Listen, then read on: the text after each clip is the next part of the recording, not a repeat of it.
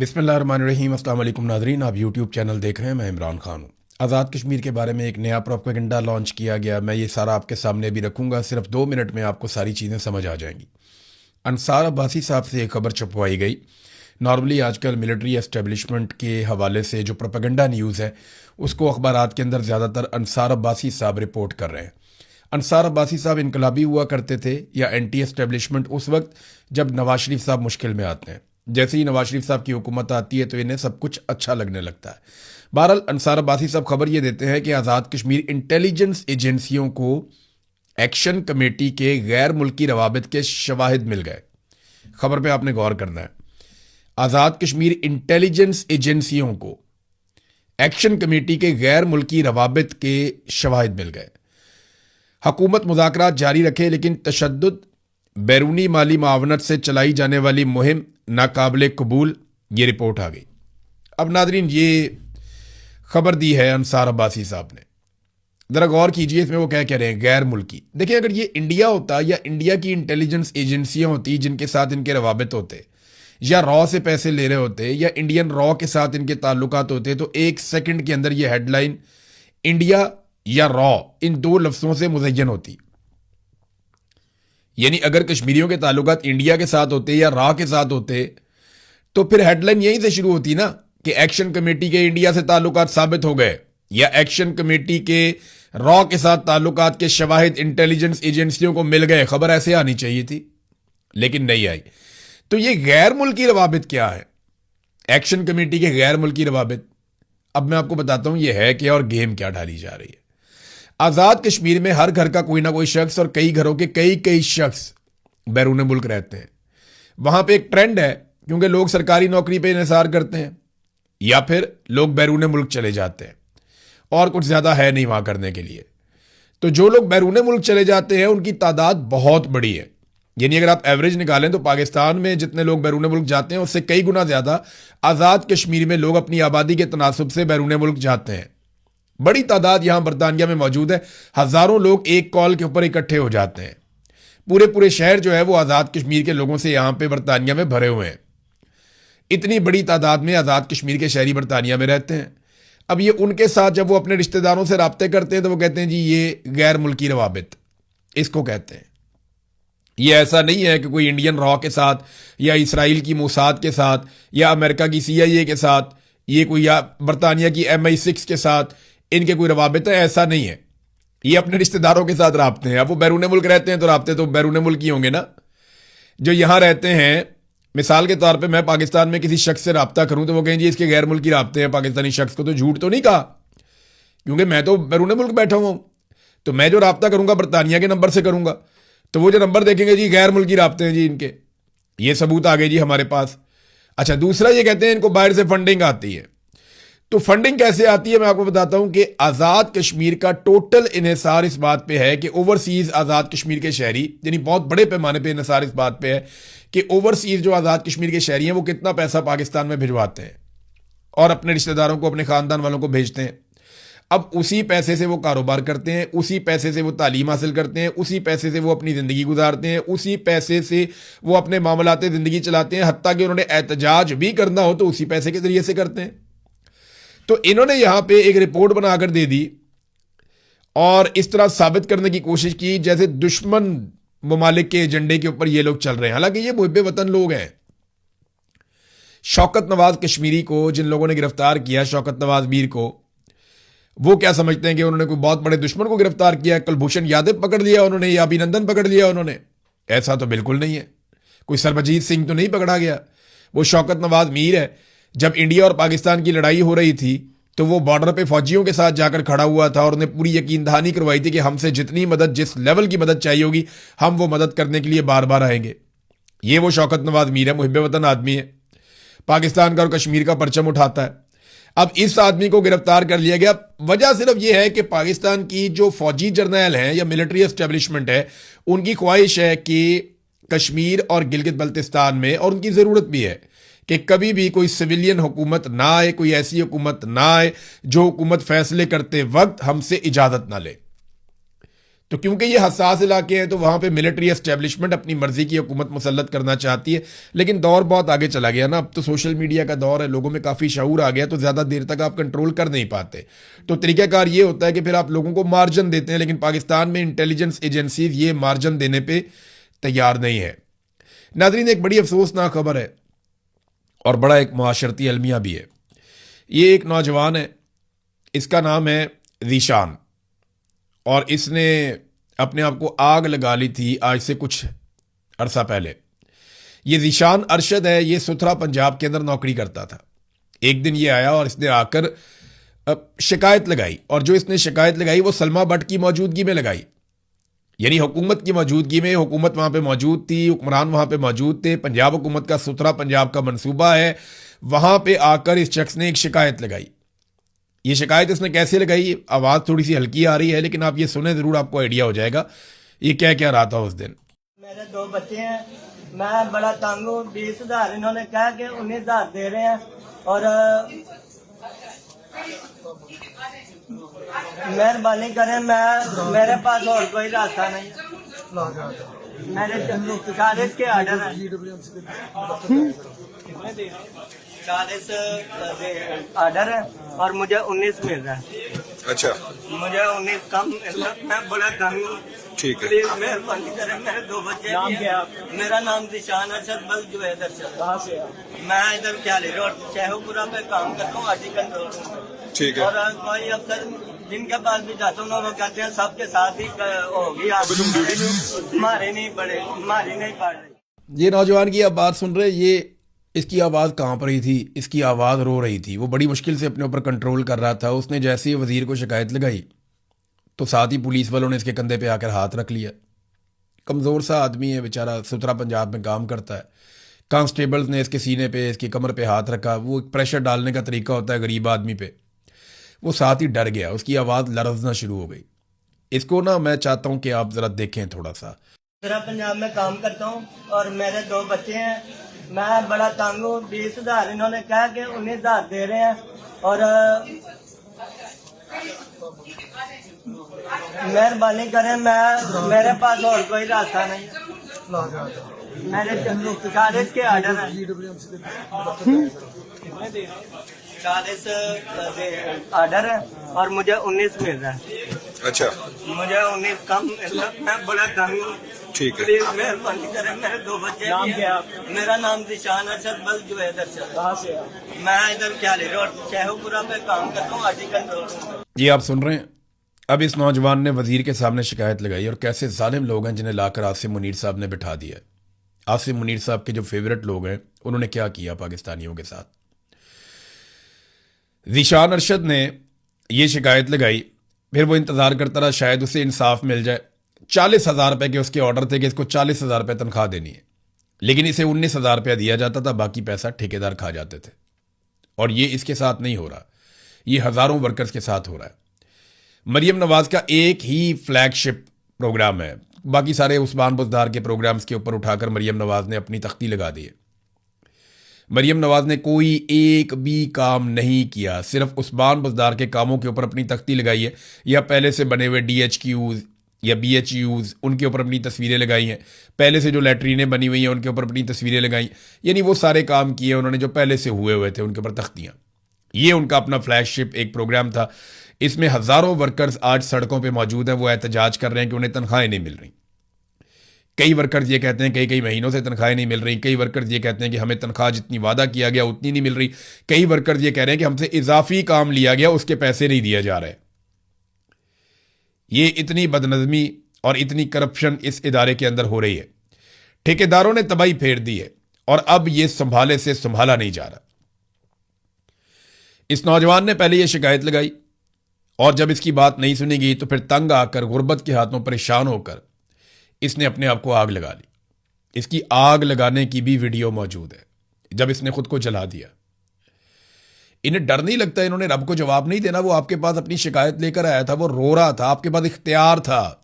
अगर आप एक प्राइवेट आदमी है, कोई आपके पास आता है, वो आपसे कुछ मांगता है, आप दें या ना दें ये आपकी मर्जी है, लेकिन अगर आप सरकार है और वो अपना हक मांगने आया है और आप अगर नहीं देंगे तो क़यामत वाले दिन वो आपका गिरबान पकड़ेगा। इसने अपने आप को आग लगा ली, और अब ये फौत हो गया। यानी ये आदमी अब मर चुका है। अब इसके घर वालों को एक चेक दे दीजिएगा। पता नहीं वो चेक भी कैश होगा या नहीं होगा, मैं नहीं जानता, क्योंकि कई मरतबा तो ये चेक भी कैश नहीं होते। और इसके बच्चों को बता दीजिएगा कि हमने तुम्हारे बाप को इंसाफ नहीं दिया था तो उसने अपने आप को आग लगा ली। बहुत ही बेवकूफ़ आदमी था। एक और बेवकूफ़ आदमी आपको मैं दिखाता हूं। ये देखें आप, ये बाबा सिद्दीक है। ये इसकी तस्वीर देखें आप। इससे पहले इसकी एक वीडियो भी है, वो भी आप देखें। ये देखें जी, बाबा सिद्दीक है। इसके चेहरे पे देखें मुस्कुराहट है, हाथ में हथकड़ी है। ये देखें, कमजोर आदमी, गरीब आदमी है। आपको पता है इसके उल्टे हाथ में हथकड़ी क्यों है? इसका सीधा हाथ है ही नहीं। ये बहुत गरीब आदमी है, इसका एक ही हाथ है, एक हाथ नहीं है इसका, माजूर है ये। और जो हाथ इसका बाकी है, उल्टा हाथ जिससे ये काम करता है, मेहनत मजदूरी करता है, उस हाथ को हथकड़ी डाल दी गई। कसूर इसका क्या है कि इसने शहबाज शरीफ की तरह मांगना पसंद नहीं किया। ये शहबाज शरीफ, मरियम नवाज, नवाज शरीफ, बिलावल जरदारी और बाकी सारे पाकिस्तानी हुक्मरानों की तरह मंगता नहीं बना। इसने कशकोल उठाने से बेहतर समझा कि ये मेहनत करे। ये तो सारे कशकोल उठा लेते हैं ना कि beggars can not be choosers. ये तो मांगने वाले हैं सारे, इनकी शक्लें ही मांगने वाली हैं।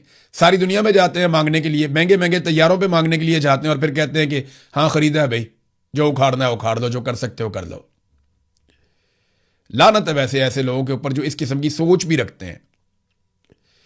बहरहाल इनको खुद तो मांगने की आदत है, और गरीब आदमी जो ना मांगे और जो मेहनत मजदूरी करे। अब बाबे के साथ हुआ क्या, ये शेखुपुरा का रिहायशी है बाबा सिद्दीक। एक बाजू इसका नहीं है, रेडी लगाकर ये अपना गुजर बसर करता था। इसकी रेडी पर जो फल लगा हुआ था ना, उसको जब्त कर लिया गया। आपको पता है एहलकार खा जाते हैं, ज्यादती करते हैं। बाबा जी ने किसी सहाफी के सामने बैठकर वीडियो में शिकायत लगा दी कि जनाब देखें मेरा फल उठाकर ले गए और मेरे साथ ज्यादती की है। और उसके बाद बाबा जी को सामान वापसी के नाम के ऊपर थाने बुलवाया गया कि बाबा सिद्दीक थाने आके अपना सामान ले जाओ जड़ा सी चुक के ले गए सी। ये बेचारा पुलिस स्टेशन पहुंचा तो इसके ऊपर मुकदमा दर्ज कर दिया गया। अब ये माजूर आदमी है, इसका एक हाथ है, उसको हथकड़ी लगी हुई है। इसको थाने और कचहरी में काफी जलील किया है इन्होंने, और अब मुकदमा अदालत की जानिब से डिस्चार्ज कर दिया गया। यानी अदालत ने कहा बेगुनाह है ये आदमी। अब ये मैं वीडियो बना रहा हूं ना, कुछ और लोग भी करेंगे तो बहुत मुमकिन है इस बात को थोड़ा बहुत पैसा देके या डरा धमका के या लालच देके या कुछ भी करके या सॉफ्टवेयर अपडेट करके इससे एक और वीडियो बनवा लेंगे, जनाब मैंने वो झूठ बोला था पहले। हो सकता है ना, यहां पे कुछ भी हो सकता है, कुछ भी किया जा सकता है। वो जो दुकानदार है बेचारा, उसने पोस्ट कर दी, उसके ऊपर भी बहुत दबाव है। मरियम नवाज हर चौथे दिन किसी ना किसी बाजार, किसी ना किसी चौक की वीडियो लगा देती है कि जनाब पंजाब को हम ऐसा बना रहे हैं। तो ये सारे काम उन्होंने कुछ सरकारी पैसे से नहीं किए। कभी दुकानदारों से पैसे ले लेते हैं, फंड ले लेते हैं जबरदस्ती का। कभी जनाब किसी रेजिडेंशियल सोसाइटी वाले को कहते हैं कि भाई तुम्हारा ये वाला काम कर देंगे, तुम ये वाला चौक जरा इसकी ब्यूटिफिकेशन कर दो। तो इस तरीके से तो ये मैनेज करते हैं, फिर लोगों को डरा के भी रखते हैं। तो ये बाबा जो है बेचारा माजूर है। बहरहाल इसको छोड़ दिया गया। लेकिन अच्छी बात यह है कि इसको एक सबक हासिल हो गया है कि आइंदा जब भी कभी आपके ऊपर जुल्म हो तो आपने आवाज नहीं उठानी, क्योंकि अगर आपने आवाज उठाई तो आपका एक हाथ भी हुआ ना तो उसके अंदर हथकड़ी डाल देंगे, और अगर आपके दोनों हाथ नहीं होंगे तो आपके गले में हथकड़ी डाल देंगे ये लोग। ऐसे जालिम हुक्मरान है ये, बेशरम लोग हैं। आफ्ताब बाजवा साहब ने इंकशाफ किया, मैं हिलकर रह गया। मैं आज इन्हीं चीजों के ऊपर वीलॉग करूंगा। आफ्ताब बाजवा साहब एक सीनियर लॉयर है, मेरे साथ बड़ा अच्छा उनका एक रिलेशन है, बड़ा अच्छा एक ताल्लुक है, वो बड़ा प्यार करने वाले इंसान है। थोड़े जबान के तल्ख हैं, बहुत तल्ख हैं, बहुत गुस्से वाले हैं, लेकिन दिल के बहुत अच्छे आदमी हैं। तो आफ्ताब बाजवा साहब ने बताया कि ये जो सीसीडी वाले पुलिस मुकाबले करते हैं ना, इसमें ये जिनको कत्ल करते हैं उनके आज़ा निकाल कर बेच देते हैं। अब ये कितनी खौफनाक बात है, इंसानों के आज़ा निकाल कर बेचे जा रहे हैं। उन्होंने 5 लोगों की मिसाल दी कि 5 लोग ऐसे आए जिनके गुर्दे और जिगर थे ही नहीं, यानी उनके पोस्टमार्टम के नाम के ऊपर आज़ा निकाल कर बेच दिए गए थे। ये सीसीडी के पुलिस मुकाबलों की वो कहानी बता रहे हैं। 1000 से जायद आदमी, बाद रिपोर्ट्स के मुताबिक 2000 से जायद ये बंदे पुलिस मुकाबलों में, जाली पुलिस मुकाबलों में अभी मार दिए गए हाल ही में, जिनमें कुछ मुकाबले बड़े मशहूर भी हुए, जिनके ऊपर बड़ी आवाज भी उठी है। किसी आदमी को यह अदालत से सजा देने पर राजी नहीं है और अपनी एक अदालत लगाई हुई है। सरकारी मुलाजिम ने रात 12 बजे वो बैठता है और बैठ के वहां पे वो फैसला करता है कि जनाब इसको मार दो और इसको ना मारो, इसको जख्मी कर दो और इसको मार दो, इसके नेफे में पिस्तौल चला दो, इसको हाफ फ्राई करना है, इसको फुल फ्राई करना है। और ये चीजें करके लोगों को धमकाया भी जाता है, लगातार धमकाया जाता है। नाज़रीन, ऐसा ही एक सानिया कसूर में हुआ। गरीब आदमी के ना बड़े मसाइल होते हैं, बहुत अजीबोगरीब मसाइल होते हैं। एक आदमी था, वो रेडी लगाता था, उसकी बीवी बच्चों को ट्यूशन पढ़ाती थी। तो उसको ना इन्होंने रेडी का एक कानून बना दिया कि रेडी सरकार देगी, वरना रेडी उठा के ये जब्त कर लेते हैं। गरीब आदमी को रेडी लगा के भी पैसा नहीं कमाने देते। मैंने पहले भी ये कहा था कि ये बड़ा अच्छा काम होगा अगर आप तमाम लोगों को सरकार प्रॉपर रोजगार फराहम करे और सही वाली रेडियां लेकर दे। लेकिन पहले वाली रेडी छीनने से पहले, जो रोजगार उसका लगा हुआ है, उस रोजगार के अड्डे को तोड़ने से पहले उसके मुतबादल रोजगार का बंदोबस्त किया जाए। अब ये बंदा गली मोहल्लों में छुप छुपा के रेडी लगाता था, क्योंकि आपको पता है मरियम नवाज ने रेडी नहीं दी इन्हें, ये उनकी वाइफ ने बताया। तो वाइफ उनकी ट्यूशन पढ़ाती थी, घर उनका कच्चा था, छत उनकी बहुत खस्ता थी, उन्होंने छत की मुरम्मत करवाई और एक दिन छत गिर गई। ये है जनाब गुर्बत। और बच्चे ट्यूशन पढ़ने आए हुए थे। मुझे इतनी तकलीफ हुई है, उन माँ बाप का दुख और दर्द कोई समझ ही नहीं सकता। उनके घर पे तो क्यामत टूट पड़ी ना। 14 मासूम बच्चे हैं, छोटे छोटे, ट्यूशन पढ़ने के लिए आए हुए थे। छोटे छोटे मासूम बच्चे, वो ट्यूशन पढ़ने के लिए आए हुए थे। तो गुर्बत कैसे कैसे चैलेंजेस साथ लेकर आती है। पाकिस्तान में तो बुनियादी हकूक ही नहीं है लोगों के। कोई ऐसा इदारा नहीं है जो इस बात को देखे कि लोग जहां रहते हैं वो जगह महफूज है या नहीं है। कोई ऐसा सिस्टम नहीं है। सरकार की तरफ से कोई ऐसी मदद नहीं होती कि जनाब आपकी घर की छत गिरने वाली है या कच्ची है, आप एक एप्लीकेशन दें तो सरकार आ जाए और आपको मदद करके दे। ऐसा कुछ भी नहीं है पाकिस्तान में, पूरी दुनिया में होता है, मुहज़्ज़ब मुल्कों में। तो वहां नवाज शरीफ कह रहा है कि इसके ऊपर मरियम नवाज इंक्वायरी करेगी। वो इंक्वायरी वहां पे करो बेशर्मो, जहां पे एक आदमी बताकर गया था कि मेरे पैसे ये खा रहे हैं और फिर उसको पैसे नहीं दिए, उसने अपने आप को आग लगा दिया और उसकी लाश उसके घर भेजी। वहां करो इंक्वायरी। बहरहाल मैं उन तमाम वालदैन से, उनके रिश्तेदारों से, मुझे बहुत तकलीफ है। बहुत छोटे छोटे मासूम बच्चे हैं। अल्लाह आप सबको सब्र अता फरमाए। मैं आपके लिए दुआ कर सकता हूं। ये बड़ी बेबसी का माहौल है और बहुत बड़ी आजमाइश है आपके ख़ानदानों के ऊपर। अल्लाह ताला आपको सब्र अता फरमाए, अल्लाह ताला आपको हिम्मत दे। बहुत बड़ा दुख है ये। नादरीन, एक चीज़ और मैं आपके साथ शेयर करता हूँ। एक के बाद एक पाकिस्तानियों के ऊपर हथौड़ा चलाया जाता है। अब एक नया काम किया जा रहा है। पहले तो सारी बिजली बनाने का जो ठेका है वो आपने IPPs को दे दिया था। मैं आपको एक मिसाल देता हूँ। लाहौर में, पंजाब में, मुख्तलिफ सूबों में बहुत बदतरीन लोड शेडिंग हो रही है। और ये उसी तरह की लोड शेडिंग हो रही है जैसी लोड शेडिंग 2012-13 में होती थी। यानी 2012-13 में जब नवाज शरीफ इक्तदार में आया तो लोड शेडिंग होती थी, बदतरीन लोड शेडिंग होती थी और 6 रुपए से 8 रुपए के यूनिट के ऊपर लोड शेडिंग होती थी। आज 13 साल के बाद वही लोड शेडिंग 50 से 70 रुपए यूनिट के ऊपर हो रही है। यानी बदला क्या? बदला सिर्फ ये कि नवाज शरीफ और शहबाज शरीफ ने, दोनों भाइयों ने आने के बाद IPPs के मंसूबे लगाना शुरू कर दिए। तमाम समझदार लोगों ने इनको बताया कि ये जो आप कर रहे हैं बर्बाद कर देंगे आप पूरे सिस्टम को। आप लोड शेडिंग कंट्रोल नहीं कर पाएंगे, बल्कि लोगों की बिजली खरीदने की कैपेसिटी खत्म हो जाएगी। लेकिन दोनों भाइयों और एस्टेब्लिशमेंट की आंखों के ऊपर कमीशन की और पैसों की पट्टी बंधी हुई थी। उन्होंने लगा दिए IPPs। तो नतीजा क्या निकला? सादा नतीजा यह है कि 2013 में जो लोड शेडिंग 6 से 8 रुपए यूनिट के ऊपर हो रही थी, आज 2026 में वही लोड शेडिंग 50 से 70 रुपए यूनिट के ऊपर हो रही है। कुल मिलाकर यह मिला पाकिस्तान को। और अब जो बिजली को तकसीम करने वाली कंपनियां हैं, जिन्हें आप डिस्कोस कहते हैं, ये बिजली जो है इसकी तकसीम करने वाली भी कंपनियां होती है ना, लेस्को है, गैपको है, पेपको है। ये अलग अलग कंपनियां हैं जो बिजली को लोगों के घरों तक पहुंचाती हैं और वहां से बिल वसूल करती हैं। अब ये जो डिस्कोज हैं इनको प्राइवेट किया जा रहा है कि जनाब सरकार इनको नहीं देखेगी, प्राइवेट सेक्टर इसको देखेगा।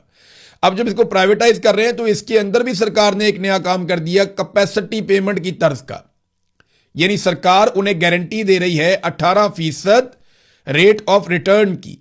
यानी आपको 18% का मुनाफा जरूर होगा, आप ये डिस्को खरीद लें, ये हुकूमत गारंटी दे रही है। और अगर आपको 18% का मुनाफा नहीं होता, फर्ज करें आपको 12% का मुनाफा होता है, या आप शो कर देते हैं कि जनाब हमें तो मुनाफा 12% का हुआ है, तो बाकी पैसा आपको सरकार देगी। सरकार कहां से देगी? अवाम की जेबों पर डाका मार के देगी, जो हमेशा से ये करते चले आए। एक नई डकैती है, मैंने आपके सामने रख दी वक्त से पहले।